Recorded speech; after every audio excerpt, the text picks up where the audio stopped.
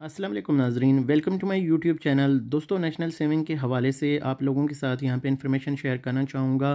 कुछ लोगों के सवालात हैं कि क्या जो स्टेट बैंक ऑफ पाकिस्तान की प्रॉफिट रेट में या बेसिस पॉइंट में अभी इजाफ़ा हुआ है।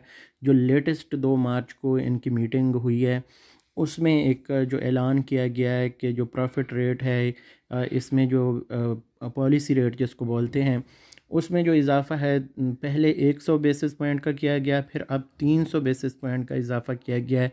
तो ये अगर देखा जाए परसेंटेज में या फ़ीसद में कन्वर्ट करके, तो ये 16% से बढ़ के 20% इस वक्त हो चुका है।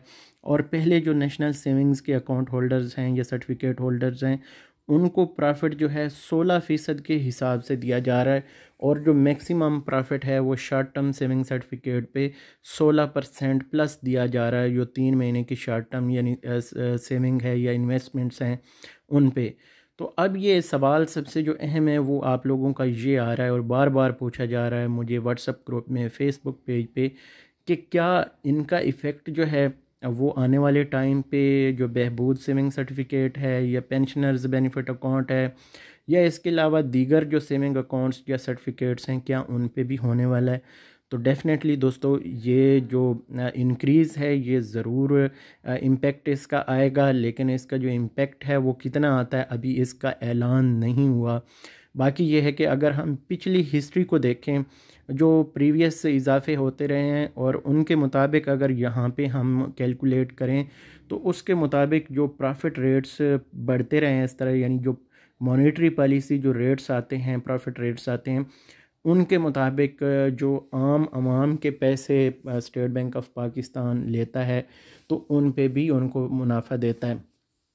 लेकिन इसमें यह है कि जो शॉर्ट टर्म है वो ज़्यादा से ज़्यादा आपको प्रॉफिट जैसे कि दे रहा है।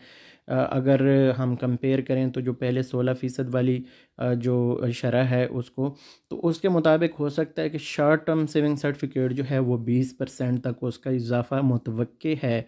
ये अभी तक कोई अनाउंसमेंट नहीं है, कोई ऐलान नहीं है। बेसिस पॉइंट जो बढ़ते हैं उसका मतलब ये होता है कि जो स्टेट बैंक ऑफ पाकिस्तान से कमर्शियल बैंक वाले जो हैं, जैसे HBL है, मिज़ान है या दूसरे जो लोकल हमारे बैंक हैं, वो जब उनसे लोन लेते हैं या कर्ज़ा लेते हैं स्टेट बैंक ऑफ पाकिस्तान से, तो वो कर्ज़ा बेसिकली हमारे लिए या आवाम के लिए होता है। जैसे हम गाड़ियाँ लीज़ करवा लेते हैं या घर के लिए हमने घर किस्तों पे ले लिया, या ज़राअत के शोबे से वाबस्ता लोगों ने मशीनरी परचेज़ कर ली। तो काफ़ी सारे ऐसे लोन्स होते हैं जो आम तौर पे मार्केट में चलते रहते हैं। तो इस हवाले से वो पैसे उठाते हैं स्टेट बैंक ऑफ पाकिस्तान से। तो स्टेट बैंक ऑफ पाकिस्तान जो उनसे प्रॉफिट लेता है वो होता है बेसिकली जो मॉनेटरी पॉलिसी में जो प्रॉफिट डिस्कस किया जाता है या प्रॉफिट की शरह मुतय्यन की जाती है, तो वो प्रॉफिट रहता है। अब साफ ज़ाहिर है पाकिस्तानी अवाम जब इन्वेस्ट कर रही है तो हुकूमत को भी चाहिए कि पाकिस्तानी अवाम को इसका रिटर्न दे, क्योंकि इस वक्त महंगाई की शरह अगर देखी जाए तो तकरीबन 31% तक सुनने में आ रहा है कि इजाफ़ा हो चुका है जो इन्फ्लेशन रेट है। तो अगर उस हिसाब से देखें तो इतना इजाफ़ा मिलना चाहिए, लेकिन जितना ओवरऑल स्टेट बैंक कर्ज़ा दे रहा है उतना तो आवाम को भी वापस उसका रिटर्न मिलना चाहिए इन्वेस्टमेंट पे, क्योंकि पैसा एक तो डी वैल्यू मुसलसल हो रहा है, दूसरा ये है कि जो जैसे स्टेट बैंक ऑफ पाकिस्तान बैंकों को कर्ज़ा दे रहा है तो पाकिस्तानी भी तो इसी तरह इन्वेस्ट करके बैठे हैं। चलो ज़्यादा नहीं करते तो 19.5% या 20% किसी एक पे।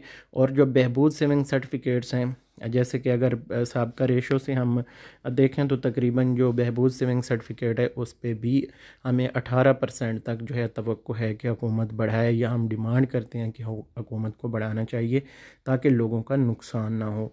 तो बहरहाल ये काफ़ी सारे लोगों का सवाल था, तो इस पे मैंने पहले भी एक डिटेल वीडियो शेयर की है। अभी मैं आप लोगों के साथ ये दोबारा से डिस्कस करना मुनासिब समझा, क्योंकि आपके जो सवालात आते हैं वो सब का जो वीडियोस होती हैं उनके नीचे या जो फेसबुक पेज पे आते हैं, तो मेरी कोशिश होती है उनके मुताबिक आपको फिर अगली वीडियो में रिप्लाई किया जाए। तो उम्मीद है जिन भाइयों का ये सवाल था उनको समझ आ गई होगी। मज़ीद इस हवाले से अगर आप कुछ पूछना चाहें तो इस वीडियो के नीचे कमेंट कर सकते हैं। मैं इस वीडियो को यहाँ पे क्लोज़ करूँगा। अगली वीडियो तक मुझे दीजिए इजाज़त। अल्लाह हाफ़िज़।